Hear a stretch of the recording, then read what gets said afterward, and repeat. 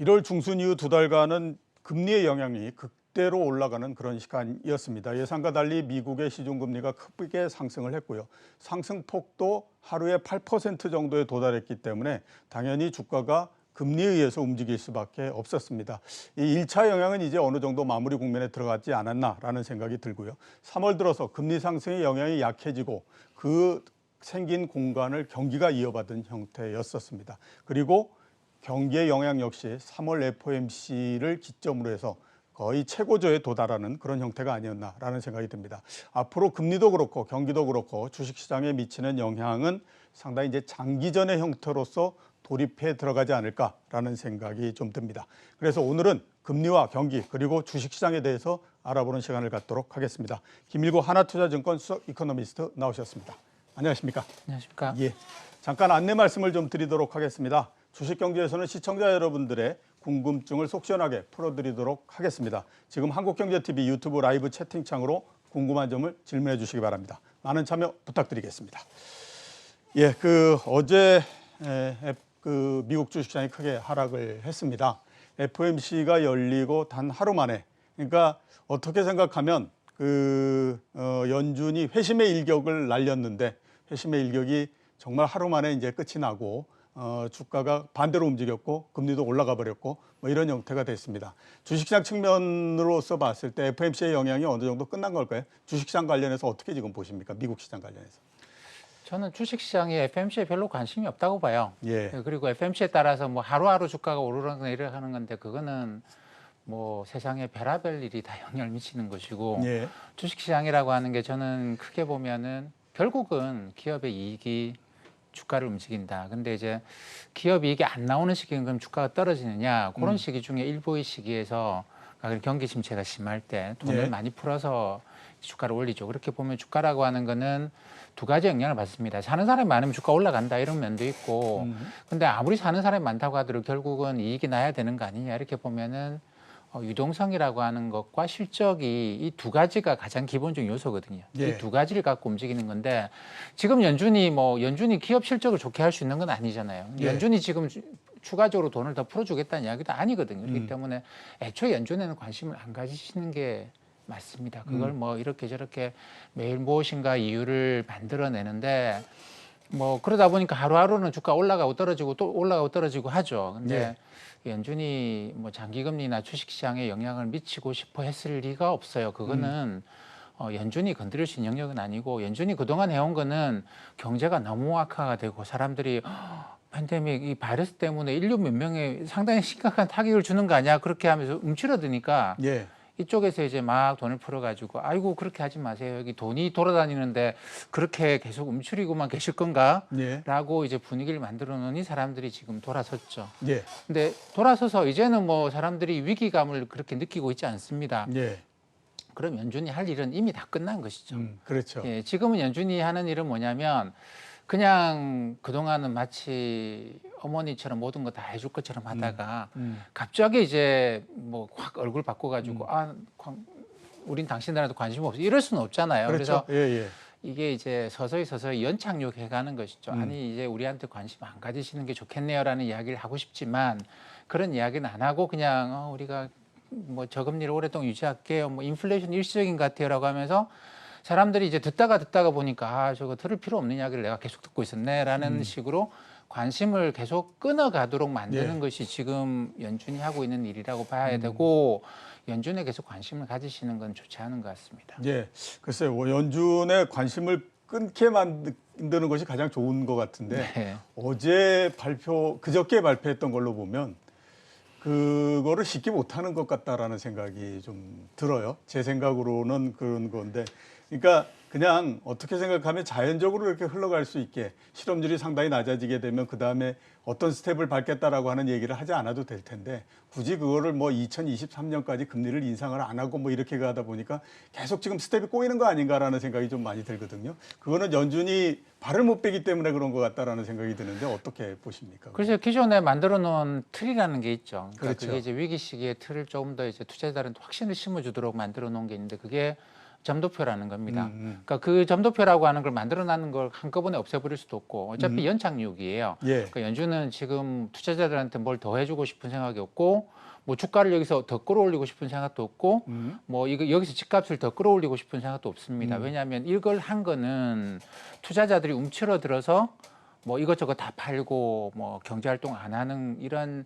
작년에 아주 급박했던 상황에서 예. 이런 주식 시장이나 부동산 시장의 가격을 올리기 위한 노력을 했던 것인데 지금은 그런 노력을 할 이유가 전혀 없죠. 왜냐하면 알아서 스스로 가격을 만들어 가니까.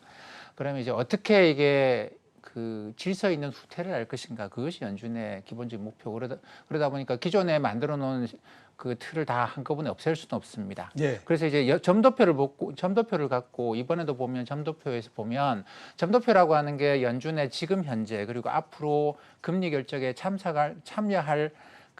참여하고 있거나 참여할 연준 이사나 지역 연방은행 총재들이 18명이 투표를 하는 것이죠. 예. 근데 지난 12월 달에는 2022년 내년에 금리 인상할 하는 게 좋겠다라고 하는 사람이 1명이었어요. 근데 이번에 5명이었습니다. 예. 이런 식으로 해서 그 다음번 회의에서는 또 늘어날 거예요.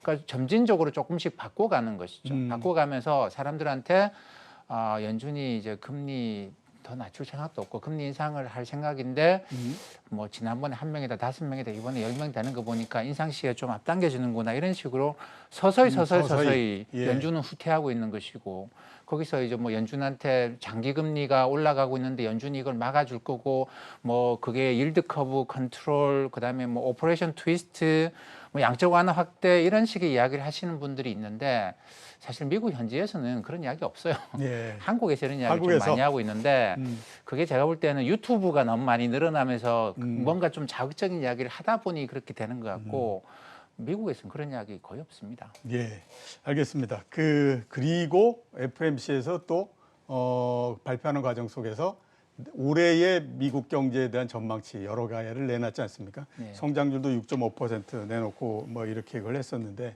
그 숫자가 나온 거를 보면서 저도 그 생각이 들었었는데 금리가 조용하지는 않을 것 같은데 라고 했는데 어제 이제 1.7% 정도까지 올라갔습니다. 그런 수치들을 우리가 통해서 봤을 때 과연 2%도 이게 이 저항을 할 수 있는 선일까라고 하는 우려가 상당히 있는 상태이거든요. 미국 금리는 앞으로 어떻게 될 거라고 지금 보고 계십니까? 그 금리라고 하는 거는 기본적으로 이렇게 많이 봐요. 그러니까 이제 그 두 가지 변수가 금리를 결정하지 않겠는가. 한 가지는 물가고 왜냐하면 물가만큼은 금리가 특히 장기 금리 같으면 장기적인 물가 상승률만큼 나와야 되지 않겠는가라는 거하고 그다음에 또 한 가지는 이제 성장이죠. 그러니까 요걸 이제 결합시켜서 보는데 지금 물가 상승률에 대해서는 향후 5년간 물가 상승률에 대해서 미국 채권 시장에서 만들어지고 있는 게 예상치가 한 2.6% 정도가 나와요. 예. 그러다 보니까 이게 이제 굉장히 높은 수준, 그러니까 2010년 이후로는 가장 높은 물가 상승에 대한 기대 심리가 만들어지고 있습니다. 근데 실질적인 성장에 대해서는 좀 기대가 아직까지 높아지고 있지는 않기 때문에 명목금리가 그렇게 많이 올라가지는 않는데 이 경제 활동이 재개가 되면서 이제 경제 성장률이 본격적으로 그러니까 이번에 뭐 6%대, 7%대가 나오는 거는 한 번 나오는 것이고 다시 꺾일 수도 있는데 예. 이게 이제 좀 지속적으로 경제가 좋아질 수 있겠다 이런 식의 생각을 하면 거기다 물가 상승 기대는 이미 높아졌기 때문에 뭐 미국의 10년짜리 금리가 지금 1.7%입니다만 경제 활동이 재개가 되면 제가 볼 때 올해 여름에는 2%를 뭐 근접하게 될 것 같아요. 그리고 뭐 내년 상반기쯤 되면 사실 3%에도 근접해 갈 수 있습니다. 경제가 정상화되고 물가 상승률에 대한 기대가 예전보다 높아졌다고 한다면 당연히 3%대까지 근접하는 거는 뭐 당연한 현상이라고 봐야 되겠죠. 예. 3%대까지 근접하는 것도 뭐 불가능한 건 얘기는 아닌 것 같다. 네. 제가 생각하기에도 좀 그렇지 않을까라는 생각이 들고요. 미국 경제에 대해서 한번 좀 여쭤볼 텐데요. 올해 6.5% 성장하고 내년도에도 아무튼 잠재 성장률 정도의 수준을 계속해서 성장을 한다라고 하면 우리가 그 옛날에 얘기했던 골디락스 경제 이런 얘기 많이 하지 않습니까? 너무 뜨겁지도 않고 너무 차지도 않고 네. 이런 경제가 될 거다라고 하는 기대가 굉장히 많이 형성되어 있는 상태입니다. 그런 경제가 올 수 있는 가능성에 대해서는 어떻게 좀 보십니까? 연준이 이야기하는 대로 하면 그렇게 되죠. 그러니까 예. 너무 뜨겁지도 않고, 그러니까 너무 뜨겁다라는 건 인플레이션, 물가가 올라가면서 이게 이제 가계의 소비 구매 여력도 낮추고 그다음에 금리 올려야 되는 거 아니냐 이런 이제 요구들을 강하게 하면서 결국은 금리 인상에 들어가게 되는데 그런 식의 인플레이션이 안 나타나고 경제가 성장한다고 한다면 그건 골디락스인데 지금은 금리 올라가는 거 보면 이 물가에 대한 우려를 상당히 많이 하거든요. 그러니까 이렇게 많이 풀어놓은 돈이 결국은 무엇인가를 인플레이션 낳지 않겠는가 거기다가 친환경 에너지 정책이 결국은 전통 에너지 가격을 끌어올릴 수밖에 없다. 예. 뭐 이거는 뭐 어떻게 보면은 우리가 그동안 굉장히 효율적으로 가장 낮은 가격에서 에너지원을 공급받을 수 있는 길이 지금 뭐 저기 가스나 원유 아니겠습니까? 그렇죠. 이거를 버리고 좀 더 환경 친화적인 방식으로 옮겨가게 되면 당연히 비용이 올라갑니다. 예. 이 비용 올라가는 거 누군가 부담해야 되겠죠? 결국은 소비자가 부담할 수밖에 없어요. 당연히 물가 올라간다는 이야기입니다. 친환경 예. 에너지 정책 자체가. 그렇게 본다고 한다면 이거는 이제 골디락스라고 보기 어렵죠. 이거는 인플레이션 위협을 늘 갖고 있는 그런 것이고 이렇게 되면은 그러니까 결국 이제 모든 투자자들이 맨날 그것만 고민합니다. 아, 연준이 금리 올리기 시작하면 굉장히 많이 올리겠다. 그게 지금 당장은 아니라고 하지만 뭐 지금 당장 좀 올려주면 많이 안 올리고도 인플레이션 잡겠는데 그렇죠. 예, 예. 연준이 이야기하는 거 보니까 저 지금 당장 안 올리고 인플레이션을 키워 놓는다라는 겁니다. 키워 놓으면 혹시 그런 생각도 많이 하는 거죠. 미국 정부가 부채도 많고 그러면 정부가 부채를 줄이기 위해서는 과거에 역사적으로 그런 경우가 많았지만 인플레이션을 유발해서 부채의 실질 가치를 낮춰놓으면 그러면 이제 뭐 정부도 부담이 줄어드는 것이죠. 미국 정부가 이 많은 부채를 안고 세금을 올려가지고 부채를 줄일 것이냐, 예. 아니면 인플레이션이 오도록 방치를 하고 난 다음에 부채의 실질 가치가 줄어들어 갈 것인가. 이런 이제 생각을 하게 되는 것이죠. 채권 시장이 지금 미국 채권 시장 그런 고민들을 좀 많이 합니다. 예. 그러니까 결국 이 인플레이션을 유발 어느 정도까지는 물가 상승률이 2% 3%대로 올라가는 데까지는 그냥 방치하고 있는 거 아니냐. 지금 금리 올렸으면 좋겠는데 이거 방치해 놓으면 뭐 저기 명목 금리가 그만큼 뭐 3% 4%대까지 올라가야 되는 거 아니냐 예. 이런 식의 생각을 하거든요. 그럼 이제 요까지 이행하는 과정에서 요까지 가고 나면 뭐 새롭게 좋은 모양이 나올 수도 있는데 이행하는 과정에서 상당한 고통이 단기간에는 있을 수 있겠다. 그 단기간이라고 하는 건 한 1년, 2년 정도 이렇게 봐야 되겠죠. 예, 알겠습니다. 질문이 들어온 걸 잠깐 좀 그 질문을 좀 드리도록 하겠습니다. 민경환 님이 그 질문을 하셨는데요. 연준이 가지고 있는 국채, 그러니까 금리가 올라가게 되면 국채 평가손이 날 텐데 평가손을 감당할 수 있는 정도의 수준이냐라고 하는 질문을 하셨습니다. 어떻게 보십니까? 채권에서 평가손이라고 하는 거 많은 분들이 그거는 이제 알고 계시는 것 같아요. 예. 채권의 금리가 올라가면 가격이 떨어진다. 그럼 연준이 갖고 있는 것의 채권의 가격이 떨어지니까 평가손을 입지 않느냐. 이건 알고 계시는 것 같은데 예. 많은 분들이 또 모르시는 게 뭐냐면 이 채권의 금리가 아무리 올라가도 만기가 되면 채권 가격이 떨어졌던 채권이 다시 올라와요. 이 그렇죠. 만기 효과라는 예, 게 예. 있습니다. 그렇기 부도가 때문에 나지 않는다면. 네, 연준이 중간에 채권을 뭐 트레이딩하는 사고 팔고해서 이익을 남기는 기간이 아니잖아요. 한 번 산 채권 아마 만기까지 들고 갈 건데 그러면 지금 평가손은 아무 의미가 없습니다. 이건 우리나라 보험사나 장기 투자 기관들도 회계를 그렇게 하는데 뭐 장기 채권을 사서 내가 만기까지 가져가겠다고 해요. 그러니까 만기 보유 채권이라고 딱 등록을 해놓으면 금리가 아무리 올라가도 시가평가를 하지 않습니다. 예. 그냥 가져가는 거예요. 그러니까 연준도 만기까지 가져가겠다고 생각하고 샀을 거기 때문에 시가평가 안 합니다. 평가손은 없어요. 예, 알겠습니다. 자, 그리고 또 하나 질문이 들어온 게 있는데요. 한국하고 그다음에 중국에 있는 은행들, 그러니까 그 중앙은행들이, 그러니까 한국하고 중국이 미국보다도 먼저 금리를 인상할 가능성에 대해서는 어떻게 보냐라고 질문을 하셨습니다. 네. 거기에 대해서 어떻게 지금 보십니까? 제가 이번 주에 낸 리포트가 이제 그런 내용인데 미국은 그렇습니다. 부동산 대출이 단기금리 연동돼서 대출되는 거를 막아놨어요. 예. 예전부터는 막아서 장기금리에 연동되게 되어 있습니다. 그러니까 지금 미국의 장기금리 올라가는 게 뭐냐면 부동산이 작년 가을부터 굉장히 핫해지거든요. 그러다 보니까 장기금리가 올라가면서 부동산 대출 수요를 억제하고 들어가는 그런 것이죠. 그래서 부동산의 과열을 막기 위해서 장기금리 올라가고 있다.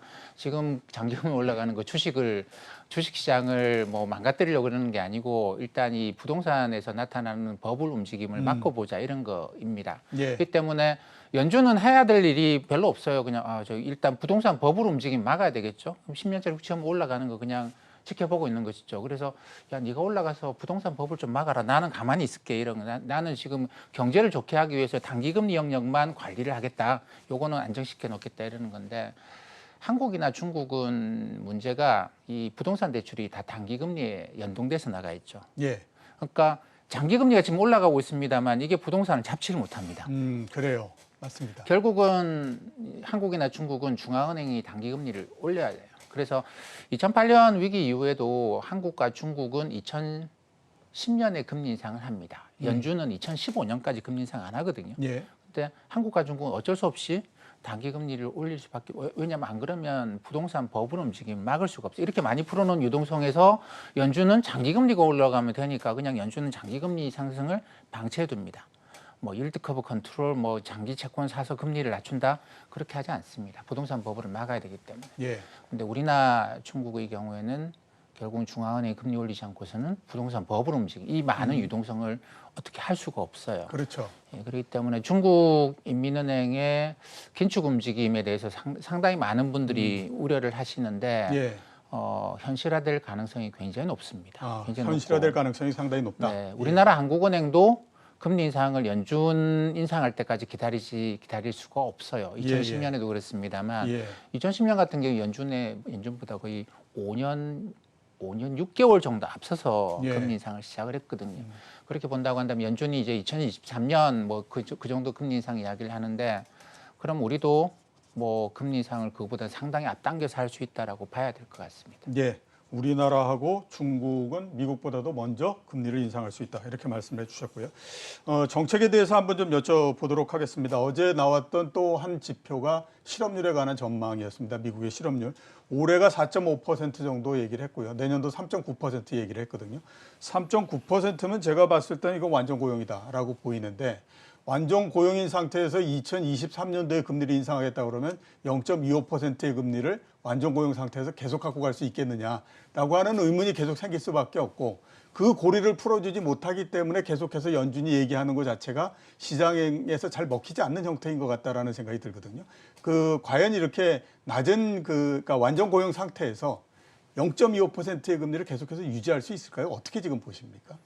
맞습니다. 말씀하신 것처럼 앞뒤가 안 맞아요. 예. 앞뒤가 안 맞습니다. 이게 지금 뭐 최근에 그 완전 고용에 대한 완전 고용 실업률이 얼마냐. 옛날 같으면 어디에 일자리가 있는지 어디서 이제 실업자가 있는지 잘 몰랐기 때문에 이게 마찰적 실업이라고 하죠. 서로 잘 몰라서 생기는 실업률 이걸 완전 고용이라고 하는데 그게 미국에서도 4% 중후반 정도로 봤어요. 근데 지금은 뭐 사람들이 서로 정보가 없어가지고 마찰적 실업이 생기는 경우가 현저히 낮거든요. 그렇기 때문에 여전히 미국에서도 이 완전 고용 실업률이 얼마냐를 갖고 여전히 논란이 좀 많습니다. 근데 3%대 후반 정도인 것 같다 이런 식의 이야기들이 일반적으로 하고 있는데 그렇게 보면은 내년 말쯤 되면 그 완전 고용 수준에 가는데 거기서 여전히 제로금리를 유지하겠다고 하는 연준 이사들이 많다. 다수 의견이 2023년까지 제로금리다. 이게 말이 맞냐? 뭐 이런 식의 생각을 하는데 연준 이사들은 이제 그런 이야기해요. 내년까지 제로금리 유지하겠다라는 입장을 갖고 있는 분들은 완전 고용 실업률 우리 지금 잘 모른다. 그러니까 그런 거 가지고 그런 가정을 갖고 금리 인상할 수는 없고 그때 가보고 완전 고용의 실업률이 완전 고용 수준까지 떨어졌으면 당연히 경제가 과열될 거니까 그때 가서 인상하겠다. 그렇기 때문에 그 실업률은 전망이고 이 금리 인상 이거는 전망이라기보다는 우리가 정책적인 대응인데 이거 두 개 똑같은 영역에서 전망 이렇게 볼 수는 없고 이 내년까지 금리 안 올리겠다라고 하는 거는 우리의 약속도 아니고 이거는 뭐 정책적 대응인데 그때 가서 바꾸면 되지 않느냐 이런 식의 이야기예요. 그러다 보니까 두 가지를 다 이제 연준이 약속한 거나 또는 전망이라고 보면 앞뒤가 안 맞습니다만 실업률은 낮아지겠지만 그때 가서 우리가 다시 한번 보겠다. 그때 가서 이 3.9% 실업률이 경제를 과열시킨다고 한다면 당연히 금리 인상 그때 하는 거죠. 예, 알겠습니다. 자, 이번에는 국내로 넘어가서 한번 좀 여쭤보도록 하겠습니다. 우선 국내 시장 전망에 대해서 지금 어떻게 하고 계십니까? 그래서 저는 뭐 주식이라고 하는 게 크게 보면 유동성 아니면 예. 실적인데 지금은 유동성 기대할 게 없죠. 금리가 저렇게 올라가고 있는데 유동성 기대할 거 없습니다. 실적 아직 안 나와요. 아직 안 나옵니다. 그러다 보니까 최근에 또 이제 뭐 거기다가 우리가 메모리 반도체나 아니면 배터리와 관련해 가지고 상당히 좀 복잡한 뉴스들이 최근에 많이 나오지 않습니까? 이런 네, 상황에서 국내 주식시장이 실적 장세로 넘어간다 이렇게 이야기할 수는 없습니다.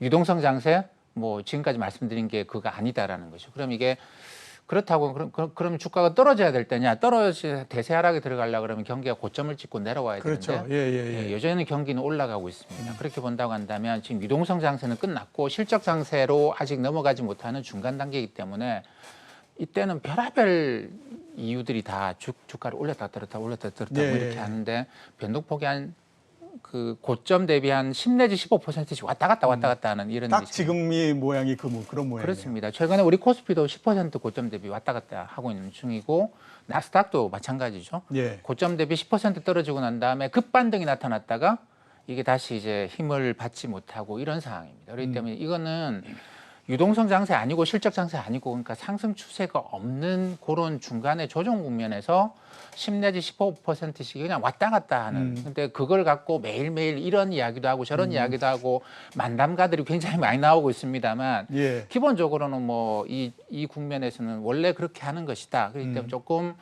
뭐 저기 그렇게 이야기를 하죠. 배트를 짧게 잡아라 뭐 이런 이야기를 하는데 조그마한 움직임에 대응하기보다는 제가 볼 때는 원래 이거는 고점 대비 10 내지 15%씩 왔다 갔다 하는 거니까 그러면 매수 고점 대비 한 10% 정도 떨어지면 사보자 뭐 이렇게 생각을 하는 것이죠. 근데 이 상승 추세가 있는 장에서는 유동성이나 실적으로 상승을 끌고 가는 장에서는 사실 5% 이상의 조정을 잘 안 줍니다. 예, 그렇죠. 그래서 5% 정도에서 5일 이동 평균선, 뭐 10일 이동 평균선 이런 걸로 가지고 주로 매매를 하시는 게 맞죠. 그거는 이제 이런 뚜렷한 그러니까 주식시장에서는 상승 추세를 움직이는 거는 유동성하고 실적밖에 없는데 이게 움직이고 있는 장에서는 5% 조정해서 하시는 게 맞는 것 같고 그게 없고 근데 경기는 여전히 확장 국면이다.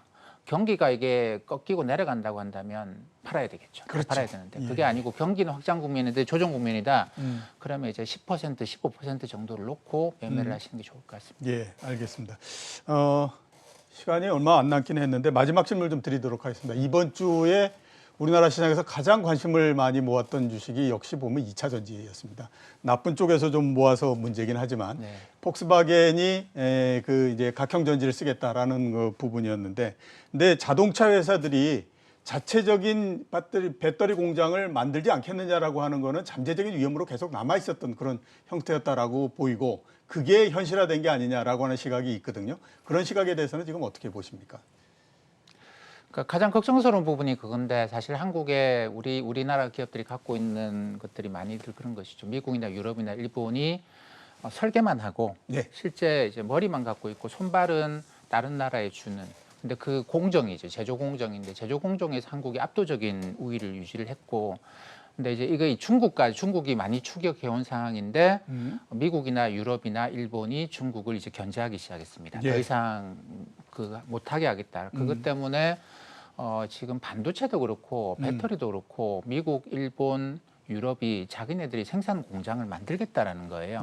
이게 굉장히 가시화되고 있는 상황이거든요. 그러니까 이게 이제 우리나라 반도체나 배터리 산업에 어떤 영향을 미칠지는 굉장히 좀 복합적인 것 같긴 한데 그러다 보니까 이게 좀 방향성을 상실한 거는 분명합니다. 그래서 뭐 반도체 슈퍼 사이클 이런 이야기 하는데 사실 우리하고는 별로 관계없는 사이클이고 배터리도 지금까지는 사실 우리가 가장 큰 혜택을 봐왔지만 유럽이나 미국이 생산을 하겠다라는 거예요. 그러니까 이거는 우리가 좀 깊게 생각을 해봐야 되는 부분인 것 같습니다. 예, 알겠습니다. 오늘 출연해 주셔서 감사합니다. 감사합니다. 지금까지 김일구 하나투자증권 수석 이코노미스트였습니다.